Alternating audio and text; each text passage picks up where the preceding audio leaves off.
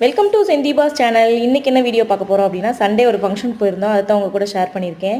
எங்கள் அண்ணியோட பொண்ணுக்கு வந்து பூப்புனித நீராட்டு விழா நடந்துச்சு அறந்தாங்கியில். அந்த ஃபங்க்ஷனுக்கு போயிருந்தோம். அதை தான் ஷேர் பண்ணியிருக்கேன்.